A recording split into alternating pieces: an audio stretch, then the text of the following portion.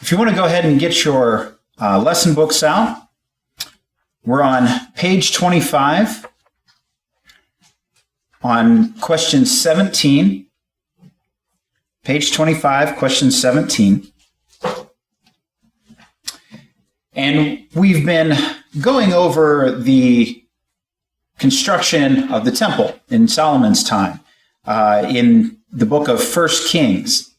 And so we saw Solomon begin by inheriting the plans that God had passed to David and then David gave to him. We saw Solomon get the blessing from God to go ahead with this work that he wanted to do.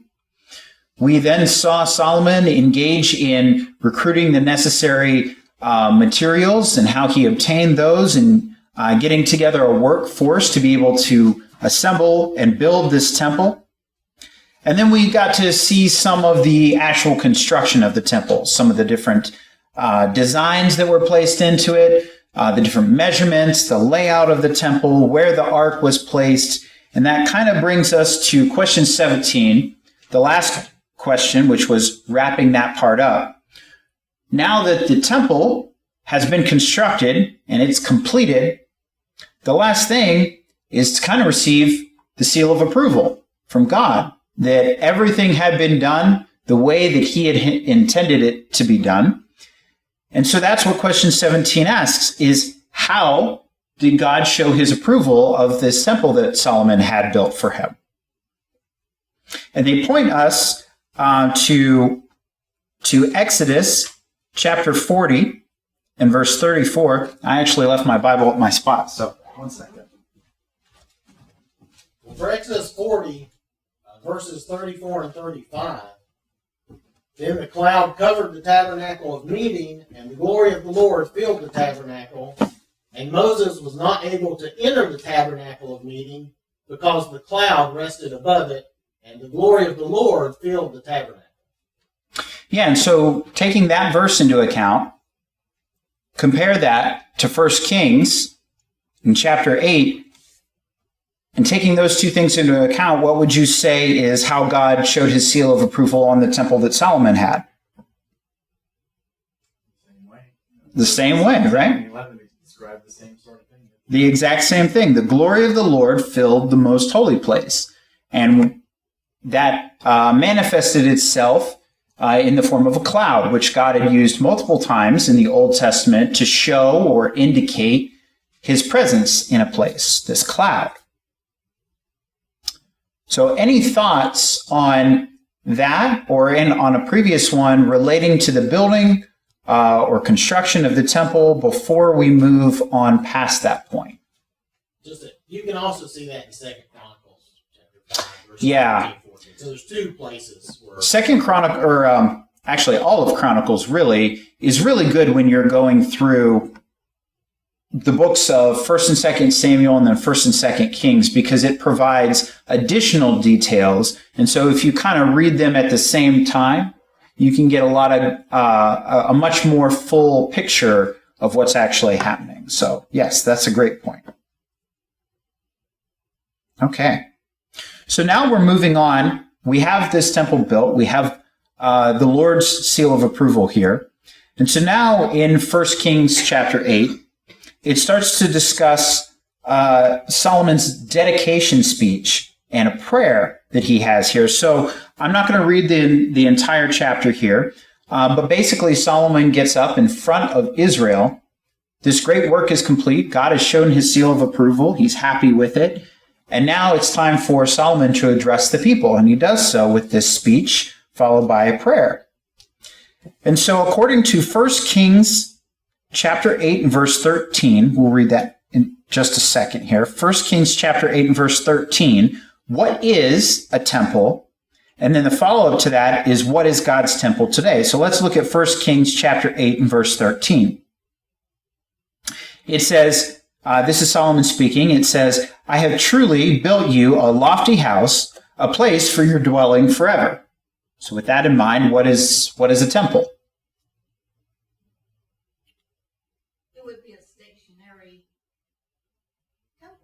Yeah, it's a house, right? It's a dwelling. It's a place for God to dwell, right? But what is God's temple today? Because we know that that temple is no longer there. So what is God's dwelling today? It's within us. We are. It's within us, right? And a bonus question, if anybody has a verse to back that up. If you don't give me a verse, I can't trust that it's in the Bible, right? Peter said something, right? I wrote a couple I down, know so Paul says it, but I can't tell you exactly where. in 1 Corinthians, 1 Corinthians chapter 3, I know this is in multiple places. I just picked a couple here. 1 Corinthians chapter 3 and verse 16. 16, yep, says, "Do you not know that you are a temple of God and that the Spirit of God dwells in you?" So that's one verse that indicates it to us. Another one that I found was in Ephesians chapter 2, 19 to 22. Ephesians chapter 2, verses 19 to 22.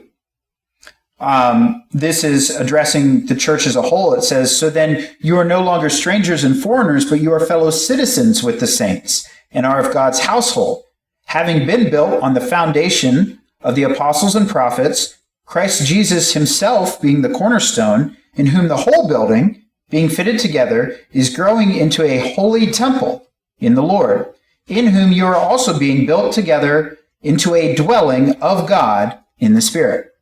So lots of verses that you can find that reference that, but basically the church, us, we are God's temple. He dwells in us. He dwells in his people. And so that's the connection from the Old Testament to the New. So I found the Peter one. Oh, did you? What does it say? 1 Peter 2:5. You yourselves, like living stones, are being built up as a spiritual house of holy priesthood. Yeah. I mean, I had so many to choose from, so I picked the two that I came across first, but I thought it would be good to have some verses to back that up. Question 19 says, what promises does Solomon mention as having been fulfilled? So remember, he's giving this speech here at the dedication to the temple, and he mentions that God fulfills some promises to him.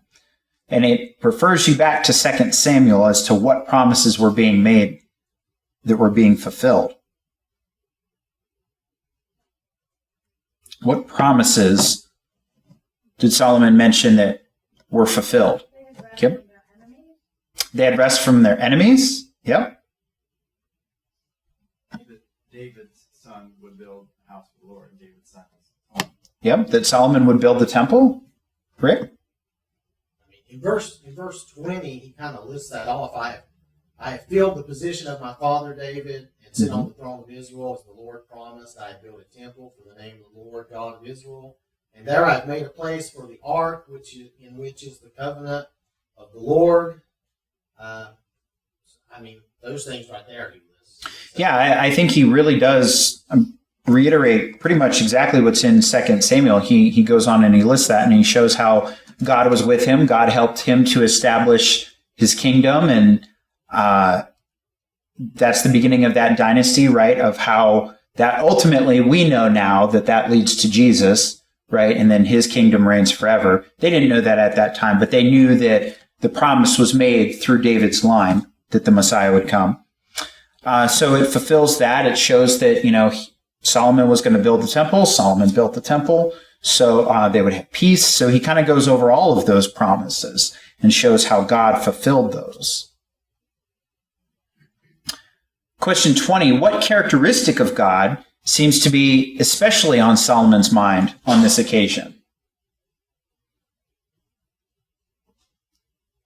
Some open-ended questions, Matt. That's a tricky one, but my mind went to God's faithfulness in keeping his promises and God's greatness.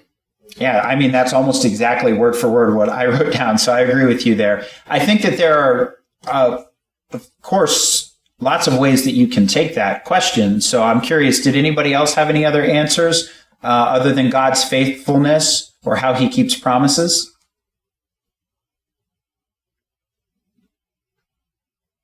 No? Okay. I'm glad we're all on the same page then. Question 21 says, What important spiritual insight did Solomon express in verse 27 with regard to the temple? We'll go ahead and read this one in 1 Kings 8 and 27. 1 Kings 8 and 27. It says, "But will God indeed dwell on earth? Behold, heaven and the highest heaven cannot contain you. How much less this house which I have built?" So what insight is Solomon expressing here about God, about the nature of God? Rick? He's acknowledging that God is just so great, God cannot be contained like within an earthly building. Right. He may choose to share some of his glory with us here in Yeah. that way, but he cannot contain. Yeah.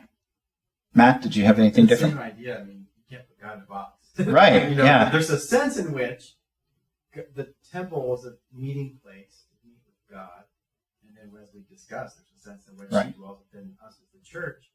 But that doesn't encompass, God is greater than that. Yeah. He's everywhere and all that. And if you look at a lot of Old Testament scriptures where they talk about God being in a place, a lot of times they'll talk about the glory of God being in a place, or the image of the glory of God being in a place, like in a vision or something. They tend to use language that's showing or indicating that it's not God altogether himself in one spot. It's just a representation of his might there, because as Solomon's pointing out, God can't be contained within this small little temple. God is simply choosing to put an image of his greatness there. And so I was actually really happy when I came across this, because I'd been looking for this particular verse and couldn't remember how it goes, because I wanted to use this in a sermon at some point. So I was pretty happy that I now got to get that back in my memory and bookmark that for later. But that's a really good one to keep in mind. I think it's really great for us nowadays to remember. The modern day world has this idea that church buildings need to be magnificent, right? And so they get built up, and, I know it's easy for us to point to,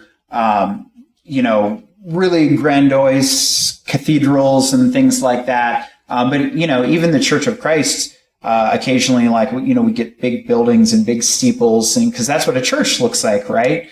But again, as we talked about before, the temple, God's temple today, is the people. And the building is just a building. It's a convenient place where we meet, understanding that this building isn't what contains God. God cannot be contained. And so the fact that Solomon is talking about the fact that even the heavens and the highest heavens can't contain him, I think that that's very insightful. I was also trying to look, and I didn't find it, but I know that when they talk about heavens in the Bible, that word can have a couple different meanings, as I'm sure you all know. It can mean the sky, it can mean space, like where the stars are, or it can mean the spiritual realm, heaven, right? And a lot of times in English, we use different words like sky, space, and heaven to indicate those places. We don't just keep using the word heaven or heavens, right? And there are a couple places where they even say, the first heaven, the second heaven, or the third heaven in the Bible, even to indicate that. So that can get a little confusing. And I was looking to try and figure out which heaven specifically he was talking about here, but my translation didn't have it. That was more curiosity. It doesn't change it. Rick? I don't know if this translation helps you or not, but 27, verse 27, this is what? Is this the Berean Study Bible? It says, even heaven, the highest heaven, cannot contain you. And another translation says, behold, heaven and the heaven of heavens cannot contain you. So Yeah. I think he's trying to encompass all of it and say none of it can contain you. Yeah. Just Right. Yeah. And I mean, again, we know God created all. Matt? Well, as far as the word heaven, it's just the word heaven.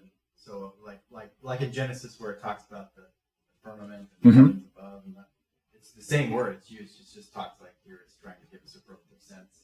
Okay. And then Paul, I think, talks about went to the seventh heaven or something. I don't know. I'd have to look that verse back up again. But It's not fresh in my memory. as far as the word, though, it's the same word. It just it's modifiers to try to describe okay. different ideas. Okay, so it's not a different word. It's just the way in which it's being used. Okay. Any other thoughts on that verse 27, before we move on? Kim? With the new and better covenant that Jesus brought to us, we can connect with God anytime, in any place, anywhere. Yeah. The connection that Jesus makes really does give us that benefit. Instead of having to travel to a temple and use priests in order to come before God, I mean, you can pray anywhere, right? Like you can pray at work, you can pray on the drive to work, you can pray, in the morning, at night, anywhere you are, you're able to pray because Jesus makes that possible, which is such a blessing for us, right? Question 22 says, what is the petition which Solomon prays repeatedly all through verses 28 through 53 with applications to various situations? So Solomon first dedicates the temple. That's the first half of his speech, right? And he talks about these things that we've just discussed. But then he moves into a prayer now. And there's a petition that he keeps making in different ways, applying to different situations. What's that petition? Addie, go ahead. No, you. Yeah. Well, he's petitioning God to watch over the people, no matter what the situation, help them to get through each situation. Yeah, he lists out several situations that they're going to encounter and asks God to watch out for them. He uses very specific phrases, though. Do you know what those are? Matt? There are a few different things I wrote down. Listen to my plea, or Yep. listen to my prayer or my cry, and then hear me and like open your eyes. Those sorts of things. Yep. Rick? Yeah, and he included forgive and maintain their cause. Yep. Yeah, that's what I had. Listen, hear, regard. Yep. forgive. Yeah, listen to the plea, hear us or watch over us or see us, and forgive us, right? Those are the three big ones that I had that, he's basically asking, no matter what situation that we find ourselves in or get ourselves into, don't forsake us, essentially, right? Please listen to us. Please hear us out. And when it's something that we did wrong, please forgive us. Right?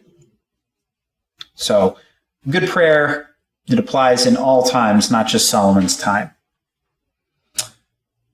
What important insight into God's nature and character does Solomon manifest in his prayer? So Solomon's been giving us a lot of insight and good wisdom into the nature of God and his character, and he does some more here in the prayer. What are some of the insights into God's nature and character? Again, I think there's a lot of ways that you can take this one, so probably a lot of different answers. Kim? I think he acknowledges that as humans, as his people, they fail and they sin, and God cannot, have fellowship with that. And so he often is asking for forgiveness, and that people would turn to him with the temple, with all these kinds of ideas that we do sin, and we know that is not right and it upsets the Lord. So that was always an ongoing problem. Yeah, so illustrating that struggle that we have, that human nature that causes us to sin and how that separates us from God's presence, and we're constantly trying to get back there. So he talks about that. Matt? He makes reference to a number of things, and I get the sense that he's in charge of nature. Yeah. Like talking about famine, and then also he's in charge of events. He talks about how if they go into captivity to come back. He has a hand in all of that. Yeah. Rick? If you look at chapter 8, verse 23, also, he says, Lord God of Israel, there is no God in heaven above or on earth below like you, who keep your covenant and mercy with your servants, who walk before you with all their hearts. Yeah. I thought that was important, and I really thought that was the insight to me. Yeah. That's just me.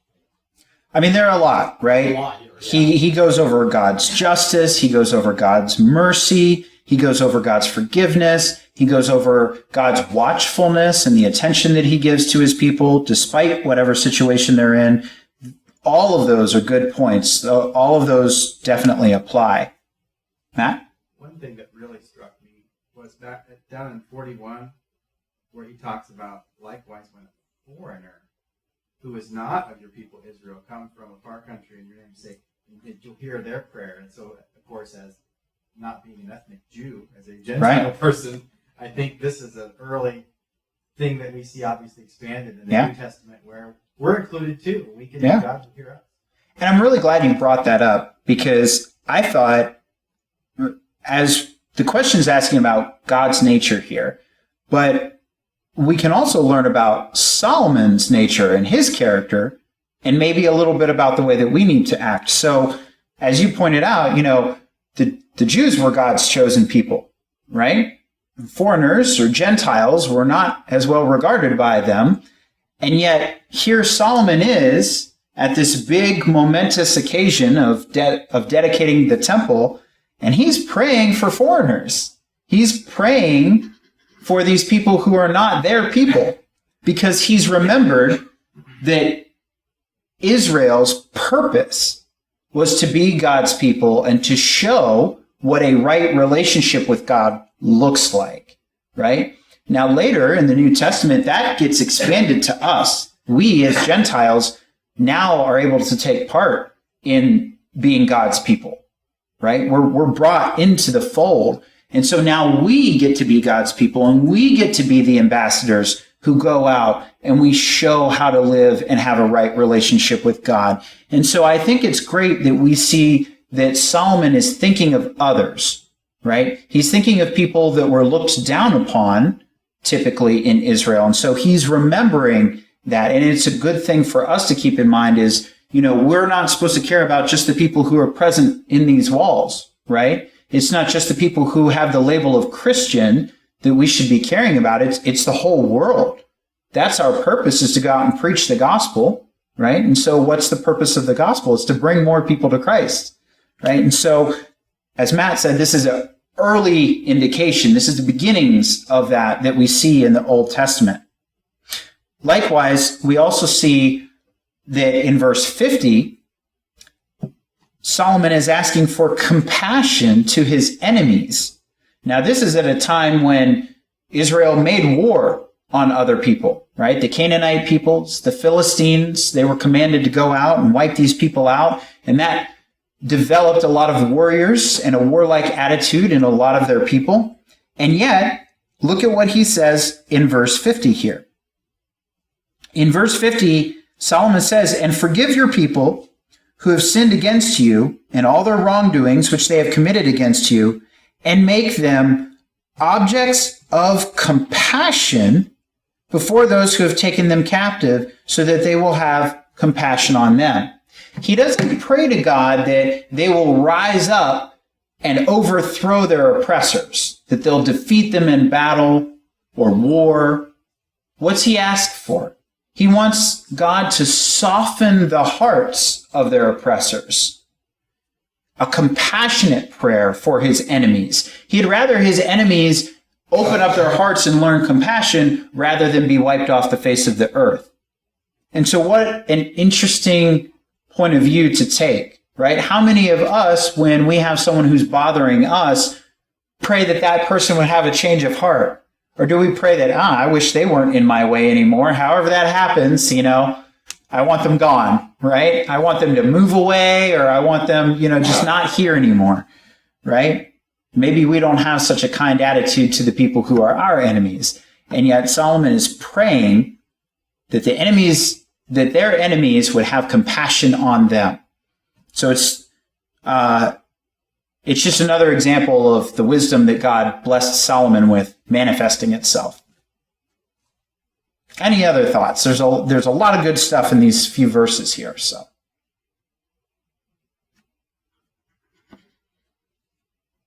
okay. Let's see. So that part kind of wraps up the prayer. So Solomon has the dedication speech, and then he follows it up with his prayer, going through various situations, right? And now, towards the end of the chapter, this next part here, the last of his speaking, is to bless everyone there, to give this blessing upon everyone that's assembled here that he's speaking to. And so question 24 says, how does verse 56 relate to what follows? Or, in other words, what encouragement does it provide with respect to future hopes? So let's read verse 56. 1 Kings chapter 8 and verse 56, Solomon says, "Blessed be the Lord, who has given rest to his people Israel in accordance with everything he promised. Not one word has failed of all his good promise, which he promised through Moses, his servant." So taking that verse into account, what kind of encouragement does that provide for future hope, either to Israel or to us? Rick? Well, he encourages them to be loyal to God. He knew that's where their blessings would come from, and he's saying here that not one word has failed. None of his promises have failed. He has kept them all. So it's encouraging them to remain loyal and trust the faithfulness of God. Right. Yeah, he's saying literally everything that God's promised us, he's kept. He's kept all these promises.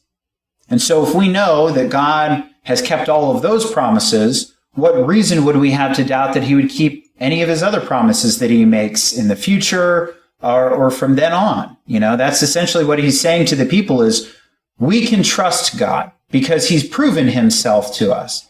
And so any promises that he makes, we can trust in him.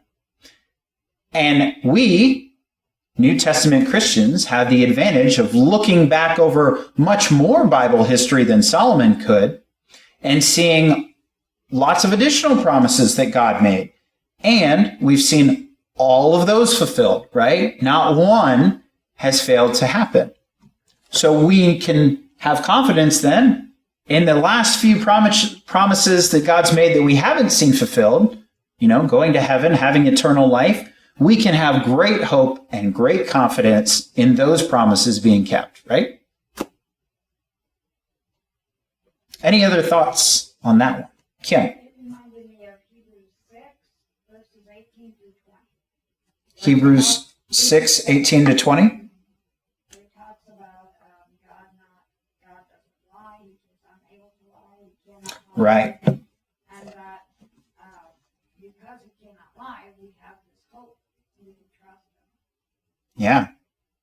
Yeah, that's a really good verse to go along with it, talking about how God doesn't lie. Question 25 says, what blessings did Solomon bestow upon the people? So first he tells the people that God keeps his promises, and so now Solomon lays a blessing out before them. And so what blessings did Solomon bestow upon the people?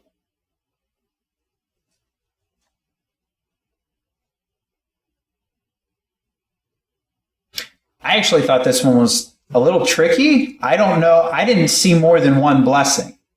The blessing that I saw was essentially that God would remain with Israel. May the Lord be with them, essentially. Now, I saw him repeat that in a few different ways a couple times, but I don't know that that really counts as more than one blessing that he gives upon them. So I was curious as to what everyone else read there.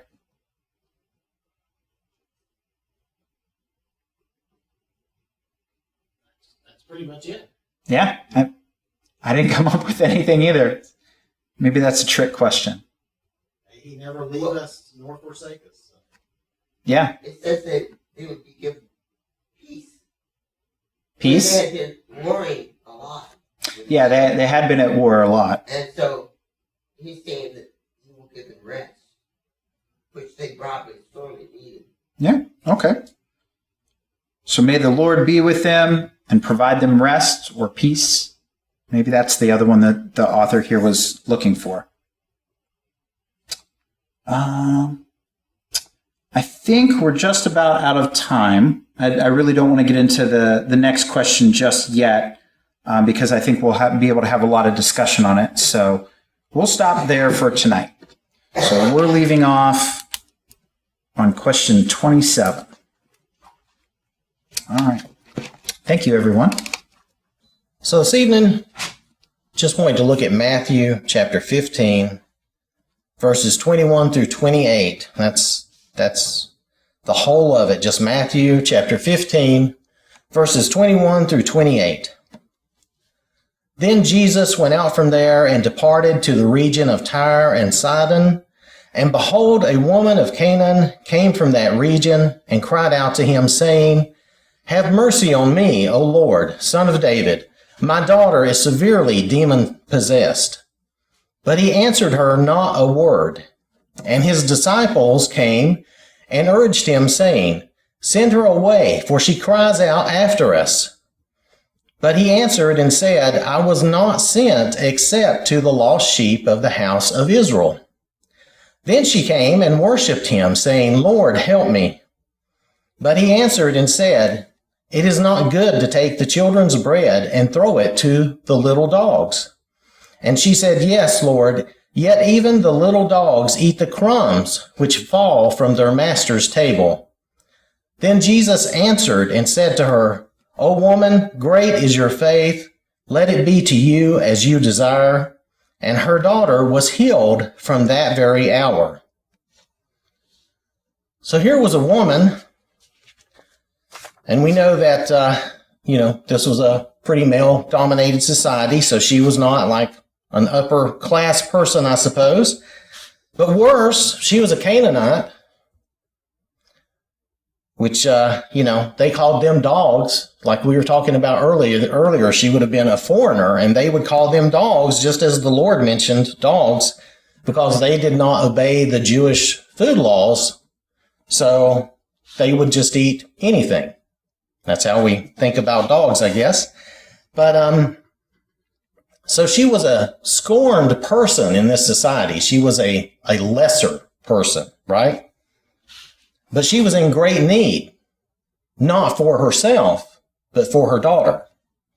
And we can only imagine what that would be like for her daughter to have been possessed like that and her not be able to do anything to help her. And I have no idea how long this had gone on, but this woman sounds pretty desperate.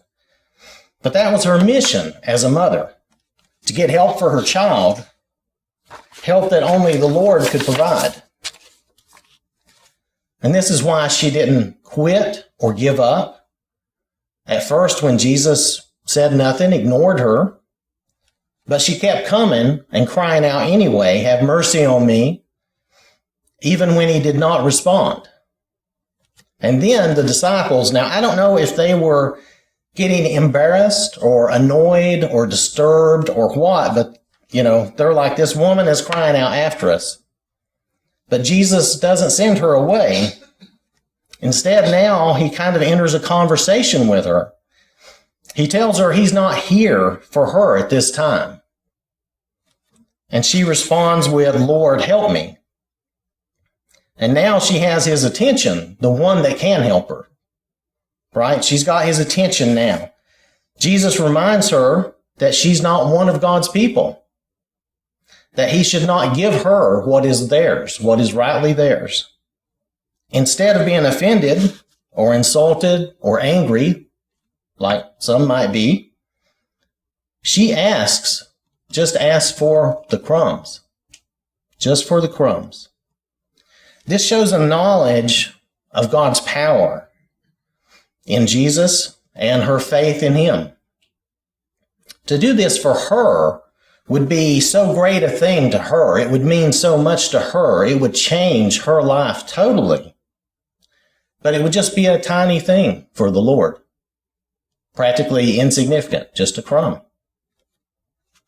And Jesus grants her that crumb. And the woman's daughter is restored. Now, there's a lot of lessons you could take from just this one small incident. The lady was not one of God's people, but Jesus helped her. She didn't give up. She was persistent to the point of being annoying, which is kind of funny. But it worked, right? And we do have, I think we have a parable about the annoying woman and a judge, right? So similar to that. But the disciples even asked Jesus to send her away. But he didn't. Jesus did not send her away. And then even when Jesus reminded her that she was not a Jew and had no right to ask, she still worshiped. It says she worshiped and asked. The woman believed in his power. She had faith in him. She also believed in his goodness and his willingness to help. And this is another example that Jesus gives us how we should live and serve and do for others in his name to further his cause. And also, this evening, while we're here, it makes me think, is there anyone here that needs a crumb, that needs just a little something from the Lord? Unlike the Canaanite woman, we're all God's children. And Jesus, he gave, in reference to like bread, he gave the whole loaf. He gave his body for us. He gave everything for us, and he offers us everything. Even if we feel we do not belong, or if we feel we're unworthy, which, seriously, really, none of us are worthy, so we're all in the right place together at least. But does anybody need anything, just a little bit from the Lord maybe? He has more than enough for all of us. He has love and kindness and power to spare. And I would encourage you to pray to him. The Lord wants to bless you. He wants to bless all of us. And if anyone here does have any need, anything that we could help with or that we could pray with you for, please come forward as we stand and sing number 330.